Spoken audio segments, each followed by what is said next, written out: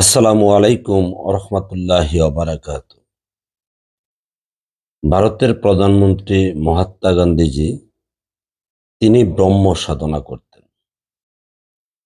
যে ব্রহ্ম সাধনা করতে তিনি নারী নিয়ে সাধনা করতেন, বিশেষ করে কাপড় ছাড়া, এক কথায় উলঙ্গ নারী নিয়ে তিনি রাত্রি যাপন করতেন। ওনার বিছানায় অসংখ্য এই কাপড় ছাড়া নারীদেরকে নিয়ে শুয়ে থাকতেন।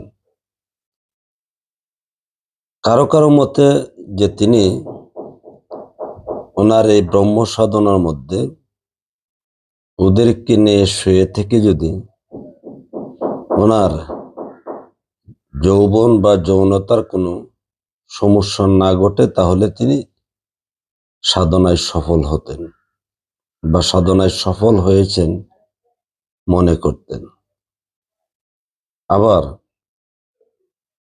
কারো কারো মতে বাস্তবতায় ওনার জীবনে অসংখ্য যুবতী নারী সাথে সঙ্গম করা বা ভোগ করা, এটা উদ্দেশ্য ছিল বা মুখ্য বিষয় ছিল।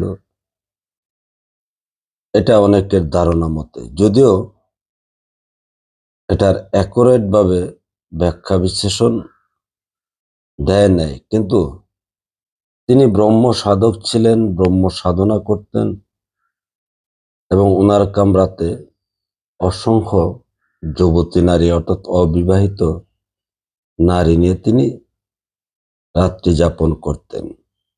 এটার ইতিহাস আছেন।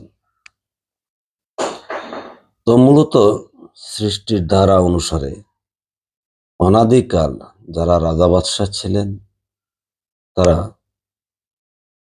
নারী নিয়ে মত্ত থাকতেন, নারী লীলা করতেন। তা ঐতিহাসিকভাবে পৃথিবীতে প্রতিষ্ঠিত। তো বাস্তবতা হলো, আল্লাহ মানুষ সৃষ্টি করেছেন জোড়ায় জোড়ায়, অর্থাৎ নারী এবং পুরুষ। আর সেই নারী পুরুষে এই কাম বা একে অন্যের কাছে চাওয়া পাওয়া, একে অন্যের মধ্যে শান্তি খোঁজা বা শান্তি পাওয়া, শান্তি দেখা, এটাই অনাদিকালের চিরসত্য।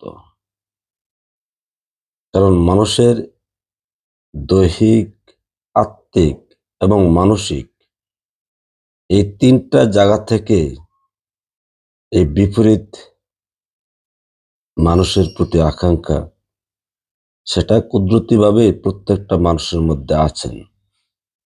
তাই তার ভিতরে মানুষ খুঁজবেন বা বিচরণ করবেন, তার ভিতরের রহস্যের মধ্যে নিজে মজে থাকবেন।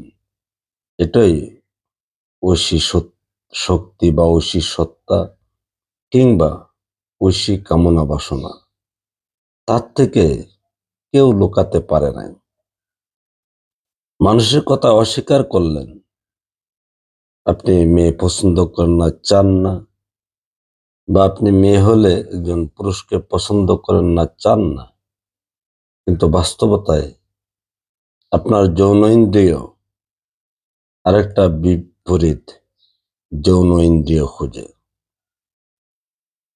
আবার বাস্তবতায় আপনার স্রোতের বা চেহারা সৌন্দর্য হিসাবে আপনার বিবেক আরেকটা বিপরীত মানুষের চেহারার মধ্যে সৌন্দর্য খুঁজে, বিপরীত চেহারার মধ্যে স্পর্শ খুঁজে, বিপরীত মানুষের কাছ থেকে সুন্দর আচরণ খুঁজে, সুন্দর হাসি খুঁজে এবং তার কাছ থেকে ভালোবাসা চায়। এটাই প্রকৃতির নিয়ম বা আল্লাহ প্রদত্ত কিংবা সৃষ্টিকর্তা বা ভগবান প্রদত্ত বলেন। আর রাজা বাদশারা তো ওই সুযোগ, সময় এবং তাদের অবস্থান সকল কিছুই আছেন, তো তারা কেন সাধন করবেন না?